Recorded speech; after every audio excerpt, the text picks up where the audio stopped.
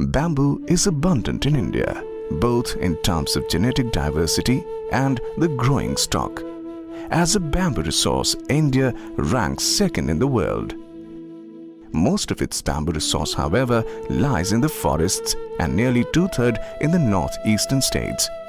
People, especially the poor and tribal, also grow bamboo in small quantities, mainly in their homesteads, for their domestic and traditional uses. The bamboo industrial sector has now undergone a dramatic change with the introduction of new technologies and applications. These efforts, led by the National Mission on Bamboo Applications, have stimulated a massive change in the demand scenario of bamboo as the input raw material. This is what leads to the paradox: so much bamboo and so little in hand. It is evident that to build a modern, robust bamboo industry, the rising demand of a ready bamboo stock be met by private quality plantation, including industrial plantations, as well as adoption of contract farming practices. Uttar Pradesh, the most populous state, boasts of a vast and diverse range of crops grown with dynamic agricultural systems. But through several years, bamboo seems to have retired prematurely from the state's otherwise heterogeneous cropping patterns. The surprise swells when we realize that bamboo had been so intricately entwined in the culture of the state. Bamboo had been an inseparable companion to the people of Uttar Pradesh. Traditionally, bamboo was grown in the homesteads of Uttar Pradesh, and the small backyard gardens were called banswara. But over time, bamboo plantations slowly waned away. But the demand was still on. To meet this demand, bamboo was brought in from the northeastern states, leaving the local buyers with strained pockets. And there appeared no remedy in sight. Suddenly, a miracle happened. Bamboo plantation in Uttar Pradesh became a reality.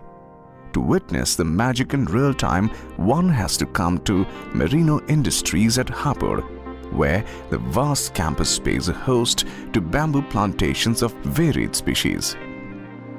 40 kilometers away from Hapur lies a quite spiritual town called Garhmukteshwar. The lazy city roads and the dusty, rustic landscapes lead us to the green farming lands, where in the middle of various crops we find acres of bamboo plantations. This affirmative presence of bamboo in the land of Uttar Pradesh leaves us beguiled and filled with optimism. Garhmukteshwar is now famous also for its New Age bamboo plantation success story. Let's meet the man behind this success story.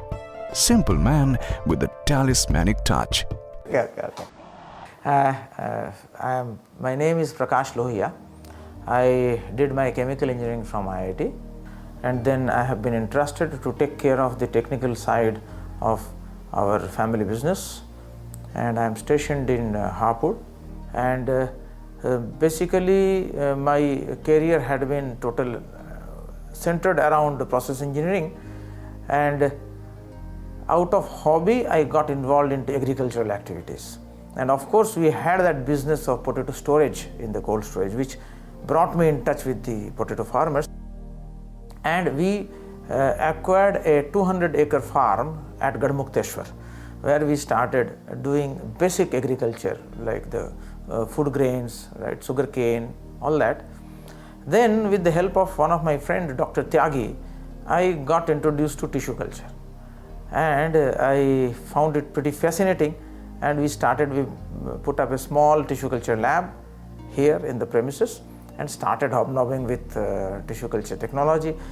Started with some floriculture, but I didn't like it. Then in some big way I started doing on sugarcane.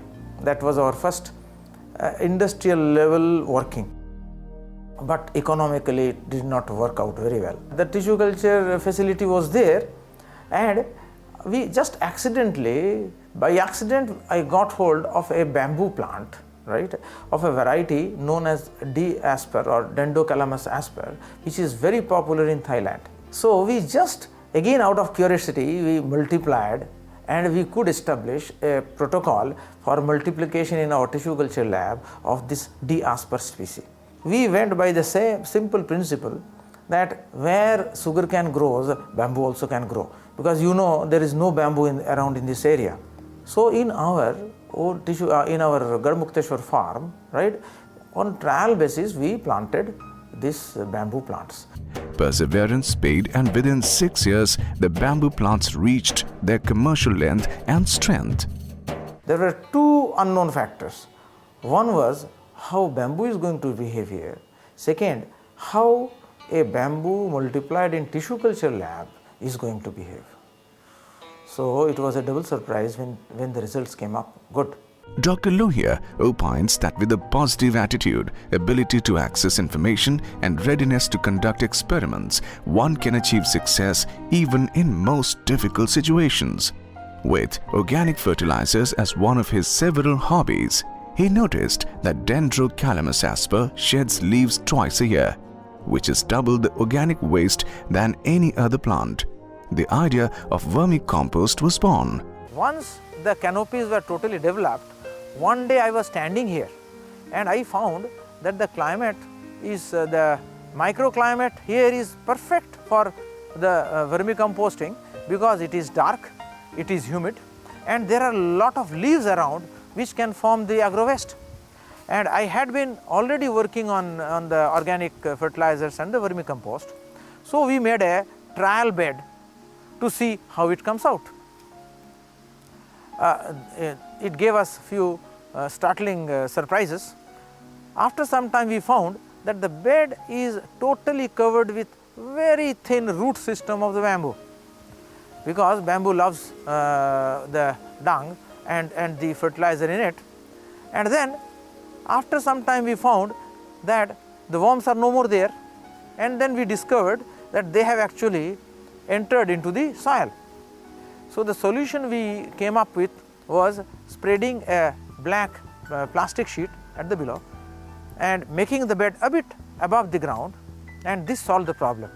And now we are getting nearly 5 cycles per year out of these beds of the vermicompost. There are three varieties of worms. One are Indian, the second is African origin, third is European origin. And we found that African origin are the fastest converters, right? So we have opted for them, and we are getting very good result. The questions of economic viability were being answered now. The bamboo and the vermicompost sell in the market at a good price and yield more than 1 lakh per acre.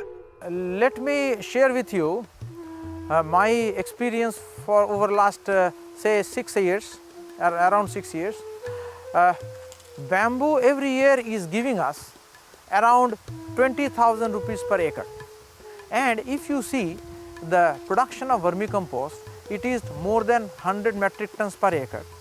And if I take truckload of wholesale price, it is 2,50,000 rupees per acre of revenue, less around 1 lakh rupees per acre comes my cost. So there is a net income of 1,50,000 rupees. 1,50,000 and 20 makes it 1,70,000 rupees. That means a farmer can earn per acre more than 14,000 to 15,000 rupees per month, which I think is a good income. Certain technologies have been around us since ages, but sometimes we fail to utilize them to our benefit. Gasifier is one such technology, and Dr. Lohia finds another way of utilizing bamboo resource. From my engineering time, I was interested in other sources of energy, non-conventional or renewable sources of energy. My final year project was also on solar energy. I had been working on gasifiers, right? Gasifier technology is not a very new technology. It's basically producer gas. You make the combustion under restricted use of oxygen, availability of oxygen, you have carbon monoxide. Carbon monoxide, we all know, burns into carbon dioxide, thereby giving energy. It's a producer gas. Lean gas, it's not a very rich gas, but good gas. During Second World War, when there was scarcity of fuel, right, in Germany and other places, they were using coal gas and producer gas. I was interested, so I had been working on gasifiers, and we made our own gasifiers also. Dr. Lohia advocates a total integrated concept where bamboo is planted in Uttar Pradesh and industry developed where a large number of products are manufactured and sold to various markets. Total integrated concept is crystallizing in my mind, where one can, starting from growing bamboo, right, one can add value and make last a consumer product and sell it. It's highly economically viable. There is abundant bamboo-friendly wasteland in Uttar Pradesh, which can be utilized for bamboo plantation as bamboo grows well even in degraded land. He advocates that state government should introduce schemes that provide incentives for bamboo plantation to farmers who are otherwise reluctant to grow bamboo. We can make a very good success with bamboo as the material, but this will require at least some help from the state and central government sectors, in the sense land for cultivation. For example, where we'll be growing bamboo. In UP, generally the culture of growing bamboo by private farmers is not there. This will require some sort of incentives or some sort of policy help from the government side. If we can put in some area under bamboo cultivation, we can, because the agroclimate is very good, and we have the entire value chain now in front of us, including technology, everything. In UP, right, even those areas where water scarcity is there, we may have to, for example, we may have to use some technologies, say like drip irrigation. Okay. But again, that will require initial investment. But leaving aside wasteland in the dry area, there are a lot of wasteland in the areas where there is water. So it requires some promotion and some critical mass availability of bamboo, and we can do a revolution of based on bamboo in UP. After the huge success with Dendrocalamus asper plantation, Dr. Lohia is experimenting with other species of bamboo. After successful plantation of D. asper at Gadmukteshwar, we thought of trying with other species also, and we sourced this Hamiltoni from Palanpur, and in 2003 we planted it, and this has come up very vigorously, giving us another success story. Dr. Lohia is in the core think tank of the National Mission on Bamboo Applications. Starting with an interaction at an international trade fair to being a member of the Mission Advisory Committee, Dr. Lohia's association with NMBA has grown stronger. There was an international bamboo workshop in Delhi, and somehow National Mission for Bamboo Application came to know about this bamboo, which can be called an agroforestry model of bamboo. This association will conceive many more ideas and write many more success stories in the time ahead. Being a part of NMBA, right, we have been thinking different ways of using bamboo and giving it or adding more values to it. Visible from a distance across the paddy farms, the lush bamboo fields stand as a beacon to the farmers all over India, signaling that bamboo cultivation is now a proven commercial proposition and brings home fruits of happiness and profitability. I, Prakash Lohia, I am a chemical engineer by profession, and in spite of being a novice in this line, out of my hobby and interest, if I could create this type of bamboo grove, I think the farmers can grow it much better with the help of NMBA.